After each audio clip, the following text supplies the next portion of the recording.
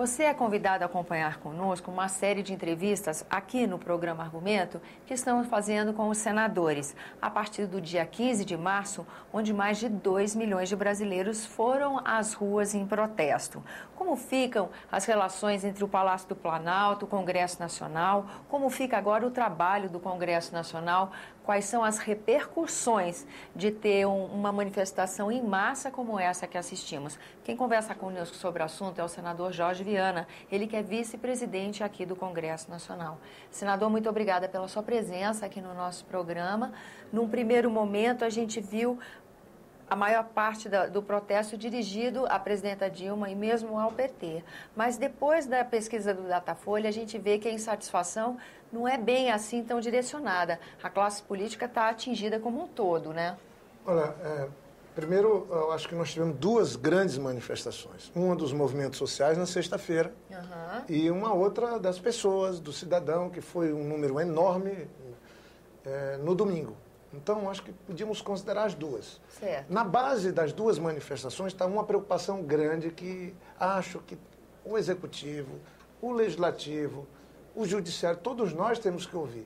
População reclamando da corrupção. Isso foi, inclusive, o que a pesquisa do Datafolha deixou muito claro. Então, em vez de entrar no mérito, se era eleitor do Aécio, eleitor da presidenta Dilma, eram cidadãos brasileiros protestando, dizendo que estão incomodados, que são contra a situação que a gente vive hoje. Tinha gente defendendo uma reforma política, tinha gente querendo punir a presidenta, mas tinha gente querendo punir o Congresso, mas a população está cobrando algo de todos nós. Ela quer o fim da impunidade, ela quer o fim da corrupção. Isso que estava no centro dessas manifestações, tanto da sexta quanto do domingo. É claro, quem está no Executivo paga uma conta maior. E eu não tenho nenhuma dúvida também que tem muita coisa errada que tem que ser consertada. Porque agora o Brasil também está conseguindo ver mais as coisas. Eu fiz debate essa semana no plenário. Eu acho que a oposição tem um disco velho que tenta repetir. É a mesma coisa, mas não apresenta nada concreto. Eu, por exemplo, apresentei um projeto em 2013, tornando Caixa 2 crime, dando pena de até 10 anos para quem fizer Caixa 2, de 6 a 10 anos. Não vota, não anda no Congresso. Se a opinião pública está muito descontente com o Executivo, que é verdade, também uma pesquisa da Datafolha mostra que 13% só que acham o governo ótimo e bom, mas no Congresso, Câmara e Senado, só 9% apoia. Então, tem muita gente fazendo discurso, tentando pegar carona. Eu acho que a presidenta, pelo menos, está tomando uma atitude concreta. Está dizendo, olha, estou cobrando, estou mandando, pedindo urgência por votações que possam combater a corrupção e combater a impunidade no Brasil. Eu acho que é hora de estarmos todos juntos, sem querer só apontar o dedo para um ou para outro, e ouvir a voz das ruas e tentar tomar atitudes aqui, fazer a reforma política, fazer as reformas que a população quer para o Brasil seguir melhorando. Esse é que eu entendo que nós devemos trabalhar. E o que seria ideal dessas mudanças, na sua opinião, senador? Olha, primeiro nós temos que entender que não é possível, e aí eu falo eu como senador do PT, não é possível que a gente siga tendo esse arranjo partidário no Brasil que obriga, não importa se é o PSDB, na época do Fernando Henrique, ou o PT com Lula ou com a presidenta Dilma, de ter que fazer coalizões políticas com partidos que não fizeram parte da eleição, que não têm uma posição ideológica nem compromissos parecidos. Por quê? Porque do jeito que nós fizemos essa anarquia dos partidos no Brasil, são 32 partidos, tem 30 sendo organizados, é impossível governar. Você ganha o governo e aí tem que fazer uma aliança para poder governar, para ter governabilidade nas casas legislativas, isso vale para os estados e municípios, que terminam que viram uma situação quase ingovernável. Aí você tem partidos que a fazer parte do governo, que nomeiam diretores, que nomeiam cargos importantes, e o que nós estamos vendo hoje é o mau uso desse arranjo político que se tem, que tem que ser combatido, não importa se é alguém do PT, se é alguém do PSDB. Só não vale, sabe, 2 pesos, 2 medidas, só não vale um tratamento para cá, porque agora das doações mesmo. Tem que ser crime doação, Caixa 2. Senador. Tem que se pôr fim à doação de empresas, porque agora criminaliza o PT porque recebeu de empresas que estão no Lava Jato. Mas essas mesmas empresas doaram para o PSDB, Doaram para a campanha da Dilma, doaram para a campanha do AS. São as mesmas empresas. Não, para o PT vai ser crime, para o PSDB. Isso seria uma hipocrisia. Então está na hora de todos nós combatermos isso. Por que não se vota o fim, como eu tenho proposta, o fim das doações empresariais, para que a gente acabe com esse poderio econômico nas eleições? E por que não limitar gasto em campanha? Isso é fantástico.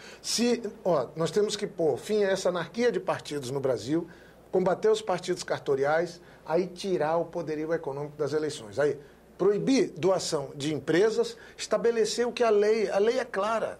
A lei diz que tem que ter teto para os candidatos gastarem. O candidato tem que declarar em junho, até o dia 10 de junho, quanto que ele vai gastar na campanha e tem que ser dali para baixo.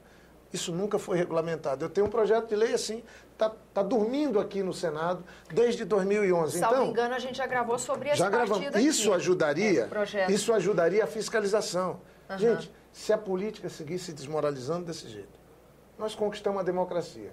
O governo federal tem um dirigente eleito pelo voto livre das pessoas. O Senado é composto por senadores e senadoras que vêm resultado do voto livre de todos. A Câmara é igual. Aí nós vamos desmoralizar a Câmara e o Senado. Agora, sinceramente, eu acho que nós não estamos fazendo nosso dever de casa. Termina, roda, não faz a reforma política. Roda, a gente não tira a influência do dinheiro na campanha. E vamos perdendo prestígio junto à sociedade cada vez mais. É isso que eu acho que nós devemos combater. Parece que tem alguns políticos que estão numa zona de conforto que não quer que nada mude, para eles seguirem tendo mandato. Eu não. Eu estou nessa luta. Se chegar e eu estou fazendo aqui uma previsão, ninguém deve fazer isso. Tá. Em 2018, acaba meu mandato. Porventura, se eu vier a ser candidato, eu vou estabelecer minhas regras, caso o Brasil não tenha novas regras. Não dá para a gente ser candidato, receber doações e depois virar um suspeito de ter cometido crime. Não dá. Eu acho que tomara que se faça a reforma política, tomara que a gente possa mudar definitivamente o financiamento de campanha no Brasil, porque se eu vier a ser candidato, eu não vou aceitar praticar isso que, no fundo, todos os partidos, de um jeito ou de outro, terminam caindo. O financiamento empresarial impõe situações que, no mínimo, levam à suspeição a todos os partidos no Brasil. Agora, senador, no meio dessa crise política que a gente vive, a gente está numa crise econômica que demanda um ajuste fiscal. Poxa, como fica o ambiente para discutir um ajuste fiscal que exige sacrifício da população quando todo dia no noticiário a gente vê mais e mais contas no exterior com vultosas quantias sendo bloqueadas? Primeira pergunta, teria um jeito, tem uma condição de repatriar esse dinheiro com celeridade, para que esse dinheiro também nos ajude nessa crise? Olha, eu fiquei chocado, como todo brasileiro, de ver um ex-funcionário da Petrobras dizer que recebeu 97 milhões de dólares na conta dele e que vai devolver agora. Então, todos nós temos que estar juntos ao procurador, doutor Rodrigo Janot, ao ministro Teori, a todos que estão trabalhando na busca de deixar o Brasil melhor, fazer o combate à corrupção e à impunidade. Eu acho que isso tem que ser um compromisso de todos nós. Isso será muito bom para o Brasil se seguirmos nesse caminho. Obviamente que não se cometa nenhum abuso, nenhuma injustiça, e aí isso é fundamental. Agora, vamos aqui. Conta no exterior. Agora mesmo a HSBC se descobriu 8 bilhões de dólares. Aí não são mais 97 milhões de dólares.